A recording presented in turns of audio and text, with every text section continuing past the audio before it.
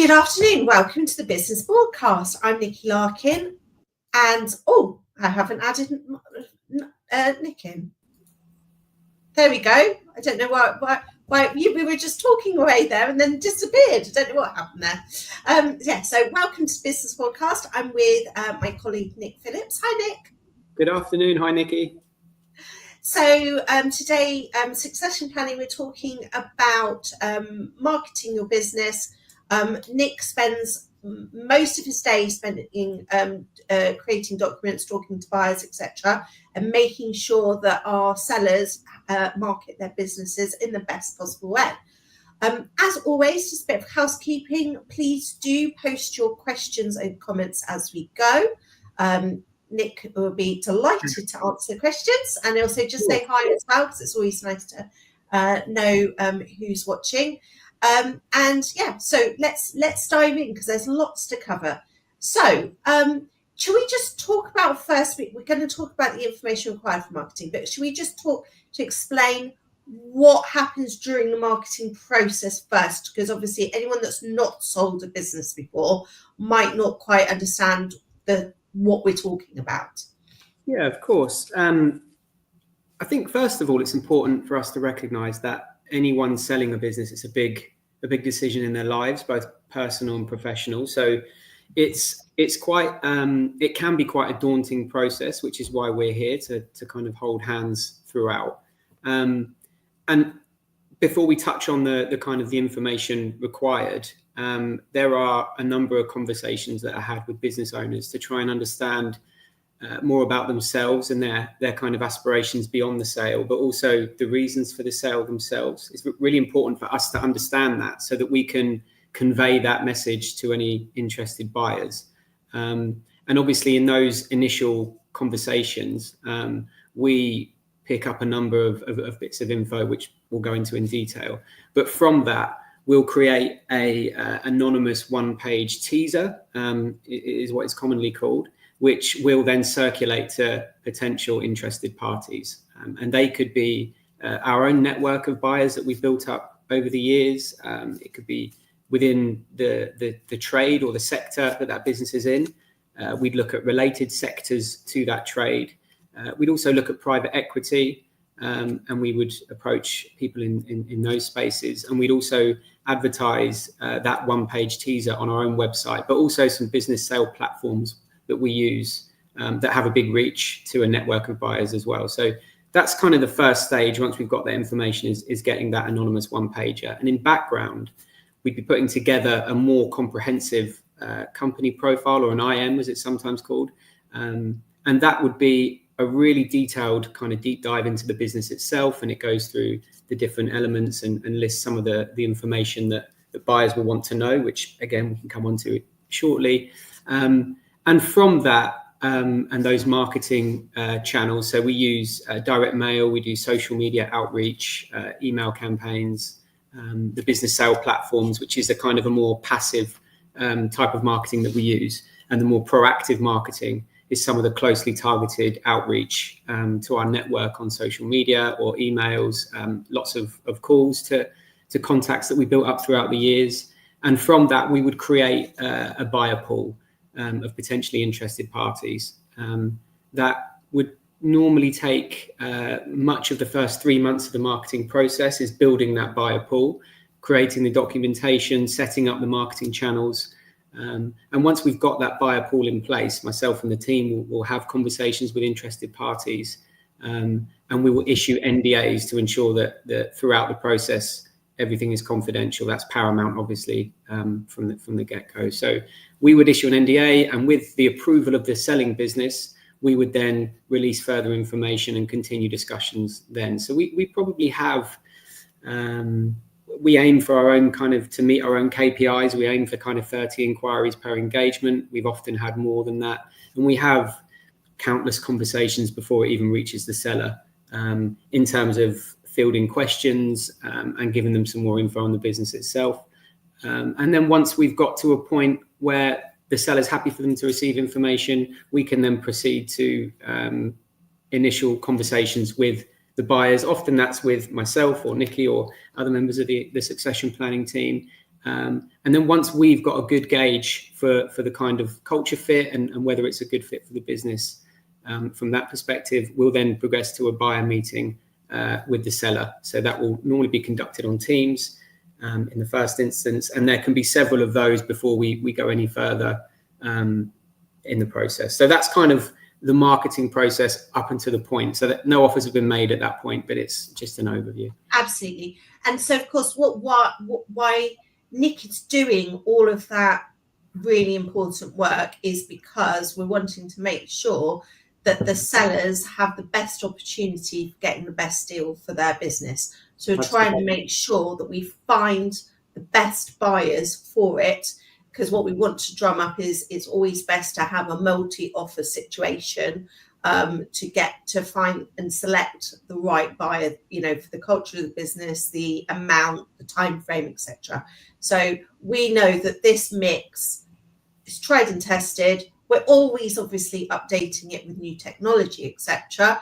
But it's making sure that you just do hit it in a lot of different ways to do that. So let's go into the detail. So as a seller, what sort of information are you going to be asking them for help with that marketing section? So obviously a lot of the info that we get from the initial conversations, we touched on in the kind of intro there.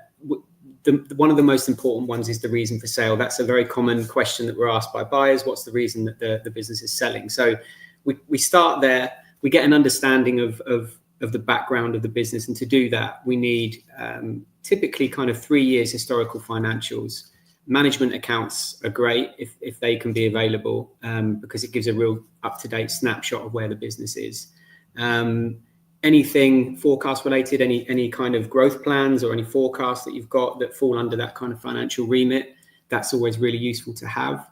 In terms of operations, we're looking at things like the kind of clients that the business works with. In the documentation itself, we may list the sectors that the business works with, but any client information is anonymized. But it will be the kind of the top 10 clients that the business works with. Unless, of course, they advertise them on the website, because then it's... Of course, yeah, then it's public info. So some anyway. of them do, especially if they're Yeah. blue chip clients, whatever, they want to shout to everybody about who the clients are. Absolutely, and that's a really good point, because some of the clients are what are really attractive to some of the buyers. So sometimes it can be really, really helpful if you've got some of those kind of blue chip names or kind of household names, and you're happy to release them at that point, then sometimes it's really helpful to put those in the profile. So yeah, we're looking at top 10 clients, and just on that point, it's kind of important for us to convey the concentration of clients. So if there's a good client concentration level, it shows that you're not overly dependent on one client. If you are, of course, that's the situation, and we can reframe that in a way that's perhaps more positive. But yeah, it's great to have that client info and the spread of clients and who the business works with. We also look at service or revenue categories by service. So if there's certain services within the business, it's good to know how they contribute to the overall turnover. And we like to put a split in there. Sorry, Nicky, I know you're going to... No, that's fine. I was just going to go back a second, go at the back a sentence or so to the client concentration. Yeah. I had a really good conversation with a potential seller a few days ago regarding this. And this is why it's really important for how you're marketing it, because a buyer sometimes gets scared if you've got 30, 40, 50% of your sales from one particular source. So what we would want to make sure, and this is where, especially when we're working with people pre-sale to try and get it, is you're looking at, well, why is a buyer worried about that? What they're worried about is what happens if that client just disappears. So what we always say is, okay, well, how can we make sure that you can retain that client? So that is really important for us. So if we can say, yes, it's 30%, but they've got a 3-year framework agreement or a 5-year contract or whatever else, it decreases the risk. And so the client, the buyer is then happy. So that's why it's really important to have that really being switched on with your marketing. Yeah, it's from the start. Obviously, the way we operate is to be completely transparent, and it's important because it's better for us to add context and reframe those things if we know them from the offset. If it's something that a buyer finds out further down the process, it can breed negativity, and obviously it can raise questions around their confidence in the accuracy of the information. So, really important to get that in up front. Service categories, so any kind of revenue streams, as we touched on, the services the business provides, that's really important to have in there. Any key staff profiles, management team, an organisation chart. We at the offset, we find out how the team works and the key members in the team and what they do. Again, buyers will question sometimes any over-dependency on key staff members. So it's important for us to be able to reframe that and put some context around any dependencies that there are. We also have things like any IP or proprietary software or tech, anything like that is put into the profile. Assets, digital and physical, that goes in there too. And the historical financials, as we said, that there needs to be a clear picture, normally 3 years, but in the profile there'll be a clear picture of the kind of business performance over the last 3 to 5 years with a forecast too, because that's really helpful to show where the business is going. And then we'll have some bits on the market itself, any kind of USPs that the business have, business competitor analysis, and really importantly, growth opportunities and how the business can scale and grow post-acquisition. And then we do some of the more kind of fundamental stuff like systems and processes used and how the business operates, and bits around customer acquisition and the sales process in terms of getting customers in. So yeah, it's quite a comprehensive document, and there's a lot to ask the business sellers for, but really important that we get as much of that information as we can. Absolutely. And of course, no one is getting that information unless they've signed an NDA and that the seller has approved that particular, because you don't want it going to your competitors or, anyone that you don't want it to go to. So we're very, very, very careful with sharing that information. We've already got our first question. We've also had certain comments in, Mr. Nigel, but we've got a question in from Tim. So Tim asks, "Hi Nick, how do you assess the cultural elements and fit of the various organisations?" So this is actually, so thank you, Tim, for the question. It's a very good one, but it's also one of the more difficult or more challenging parts of our role. Obviously, there's some more binary things that you can assess early on, but we have a number of conversations with the buyers to assess those cultural fits. Typically, post-acquisition, it's one of the most difficult things is integration and the merging of the teams, and sometimes the culture fits aren't quite right. And that's often something that we pick up on early on. I know Nicky and I have worked on engagements previously where we've spoken to buyers and the fundamentals are in place, but essentially it just didn't feel like a good cultural fit. And so when we make the introduction to the business seller, we will obviously offer our opinion on the situation. And I'd like to think 9 times out of 10, that's probably taken well by the client, because we've obviously taken the time to understand their culture and their business. And although the conversations are always very pragmatic and structured, and they're good conversations, it becomes clear quite early on that the fit isn't quite there. So they then don't tend to progress to further conversations beyond that. So we have what we call a kind of cultural and personality fit is the first step in the meeting process between the buyer and the seller. And that's, I think, very important, because I think that's a little bit different to a lot of other brokers, because we do acknowledge that that's a really important thing, because 70% plus of acquisitions or mergers do not achieve the value that's expected of them. It doesn't necessarily mean that they lose money from it, but if they're expecting to get a certain amount, they're just not getting that. So, and it's down to usually, culture. If you've got the right culture, that's then going to breed the positivity and the growth and the and the productivity, etc. and the profit. Absolutely. So yeah, really good question, Kim. Great question, So, definitely. Let's go into, we're already halfway through, Nick. Flying by. Yeah. So buyer questions. So you'll have shared with them the teaser and then the big marketing pack with lots of information. Even though you've sent them that huge buyer pack, they still come back and ask more questions. So do you want to sort of share the sorts of things that they ask often for even more detailed information?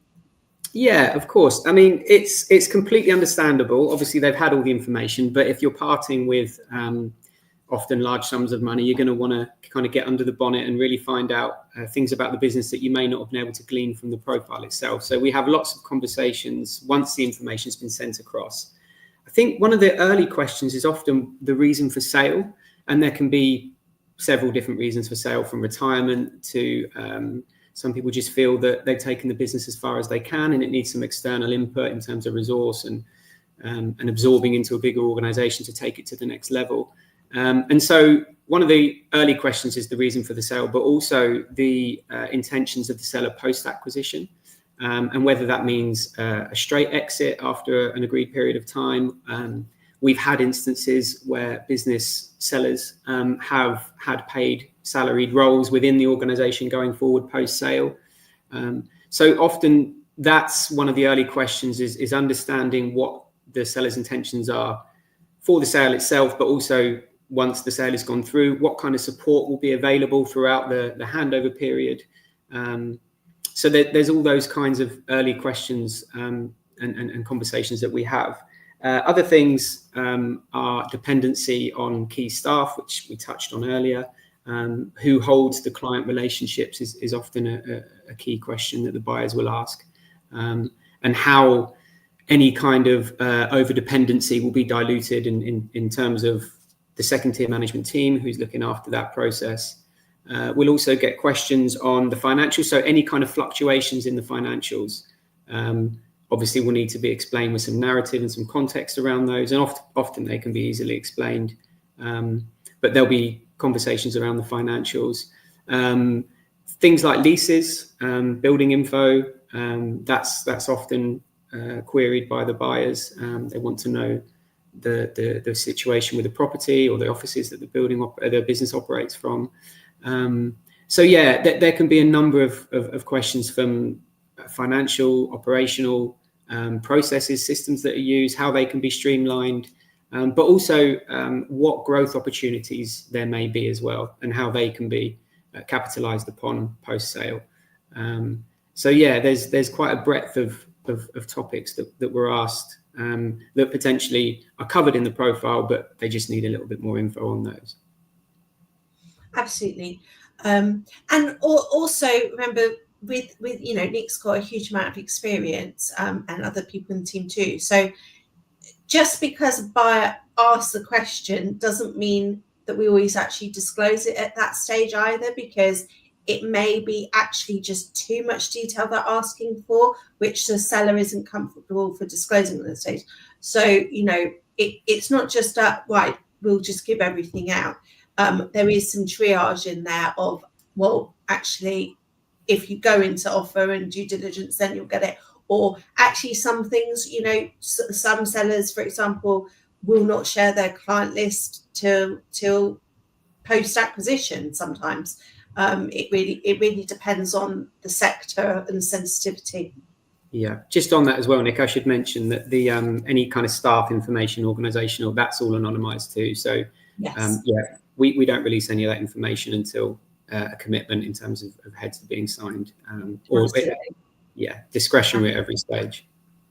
So what we do like is to talk to businesses before they're even ready to sell, because it's a good chance for them to actually sort out pre-sale to make sure that things are in place and give them a much better chance of having a bigger buyer pool and a better sale price. So what pre-sale tips do you have in regards to their marketing then? I think that again there'll be a lot of crossover in many of these topics that we're talking about, but the financial information is a really key one. Getting that up to date, tidied. As I said before, management accounts are really, really important. We're asked for those, I think, almost more than any other piece of documentation from buyers. So it's really important to get those up to date, and make sure that everything is in order and in place and accurate. I think we had a situation on an engagement with client contracts where the contract information wasn't up to date. It was sent to a buyer, and it wasn't signed off by the senior management team, and it turned out to be largely inaccurate. And that then had a negative impact on the buyer's confidence in the validity of the information that was coming across.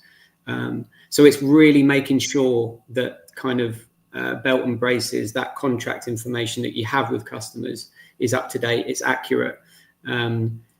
Any customers that aren't on contracts that are up for renewal, or you can renew contracts or put them onto up-to-date contracts, it's always good to do those. Also, any kind of HR issues that you've got outstanding. We've had previous issues, and it's a challenge, but it's not a problem per se, with members of staff that may be leaving the business, or there's a recruitment that's going on in certain sections of the business. If you can, we always like to say throughout the sale process to continue to run the business as you would regardless. And so if there's any of those big decisions to be made, it's always in the best interest of the business. You have to really be proactive with it. So anything like that, any hires, HR related issues, get those sort of tied up and buttoned down is a good one. And then have a real kind of... So just quickly, the ideal situation is to have any legal issues and stuff buttoned down beforehand. Mm-hmm. However, if you're running a business, often there is just going to be, there's always going to be something going on. So the important thing is, at least as long as, even if it's going along, you have a plan and you know the consequences, so that, because the bigger businesses, they'll always have some HR issue going on or some contract thing going on somewhere. So as long as you've got a plan, what they don't want to see is a vacuum. Absolutely. It needs to be, right, yes, there's this issue, but this is the timetable for resolving it. These are possible consequences and therefore the possible risk. So Absolutely. Risk registers are very useful as well. Yeah, risk assessments, risk registers, anything like that. And absolutely right. We can frame any situation in a light that's potentially more positive than you may think. And so, just having a plan is far better than not.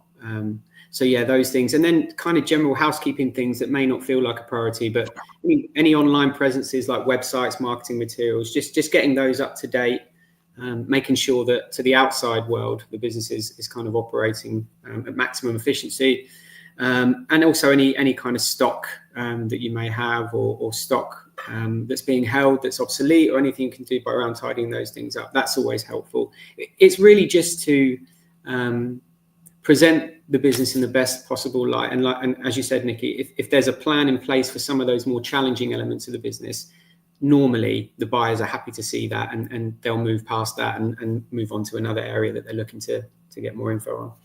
We've got a really good comment tip from Bonnie, who's watching. So Bonnie says, great to have an insight into what happens before deals hits our desks. Thank you. I'd agree with the importance of pre-sale prep. I'm yet to do a deal where the statutory books have been accurate and up to date, and it always causes a delay. So that's definitely something to iron out early on. Yeah, I am always saying that in my pre-meetings, isn't it? That the seminars that we do. It's shocking. It's right. And sometimes it's because company's been going on for so long, it might be 50, 100 years old, and somebody retired or something did, and then if somebody didn't do that paperwork admin at the time, and it's just carried on in the book. So completely check that. Absolutely. Thank you, Bonnie, for that comment. Yeah, fantastic comment from Bonnie. And also, I think an important one to mention there is the momentum is so important in some of these deals, and any kind of delay in the process, be it waiting for those up-to-date accounts or the management accounts, that can really have a negative impact in terms of you build up so much momentum And if you're waiting and on certain bits, it can distract the buyer. So it's always good to have them to hand. Yeah, and Bonnie's from Gardner Leader, who are lovely, lovely accountants. Lovely solicitors. Sorry, it's a Friday. Lovely solicitors, and they're very good. We work with them on lots of deals. Very good.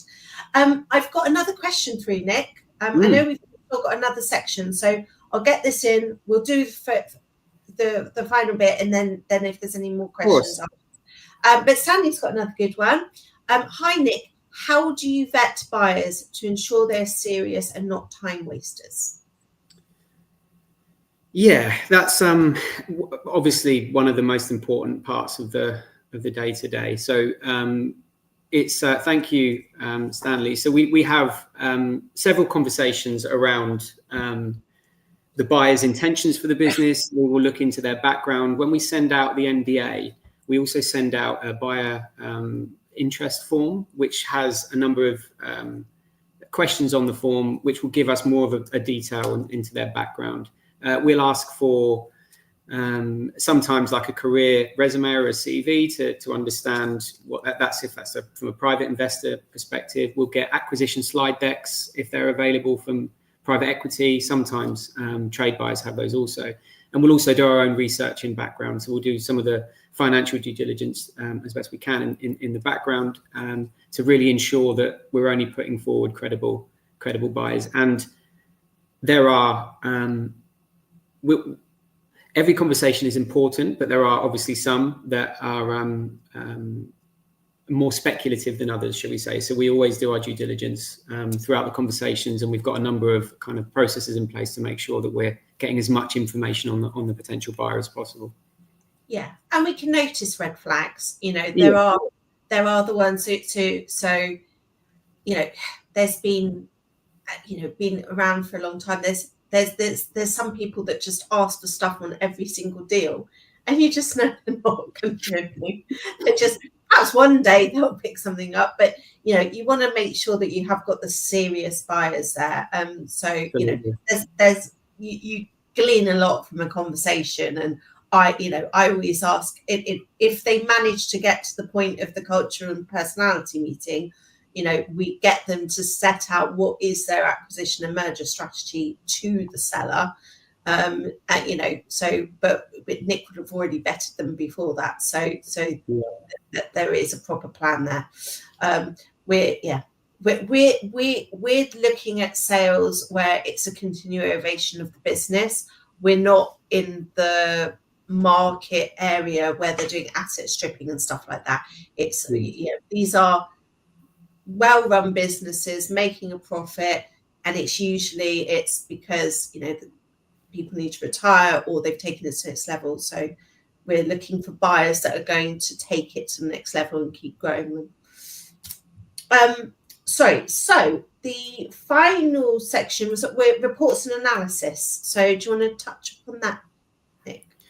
Yeah, I mean, obviously you'll be far better versed in terms of the financial software, but things like Xero, QuickBooks, Sage for some of the financial reporting, that's great. CRMs are really important. So if you have a good up-to-date CRM, that can be really useful on the client analysis side. Microsoft Power BI, that's a great package for kind of visualizing the data and analyzing the trends and getting that across. So there are a number of kind of reports and reporting tools and software analysis that you can use to get some of these bits of info that we're looking for.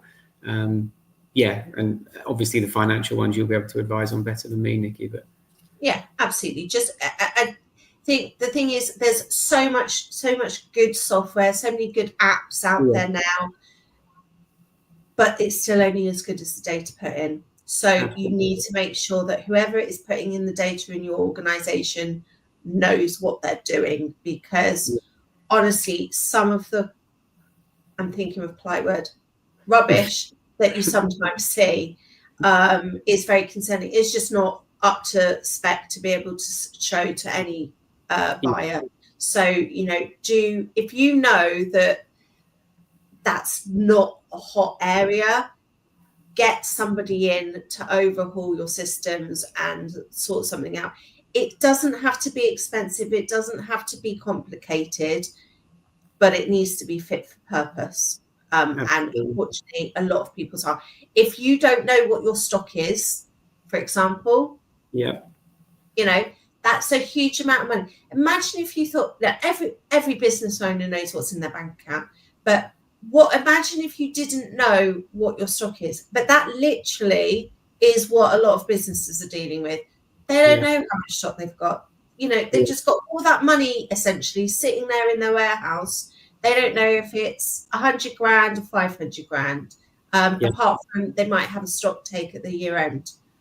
It's crazy. So you need to make sure you do have fit for purpose systems. Absolutely. And that's just to finish, that's obviously not just for our benefit, that's just for the overall health of the business. We can work with most data depending on how it comes in. We can repackage it and reframe it in a certain way, but yeah, for your own day-to-day running of the business, it's really helpful to get all of this in place. Absolutely. So thank you so much for everybody watching today. I don't think we've had some other lovely comments. So thank you to Belle for watching. Thank you to Nigel. He was looking forward to it, and he was impressed that you got me to shut up lots, so that was good. So lots of people watching, really useful, because I think it is a bit of a people just not quite sure what we do in this stage. So it was really helpful. So thank you so much today. Nigel's happy with it. Oh, that's all good. Yeah, thank you, Nigel. So that's all good. So so thank you so much, and thank you very much, Nick. And I'm sure you'll be back again soon with another aspect of the sales process. So thank you very much, Nick.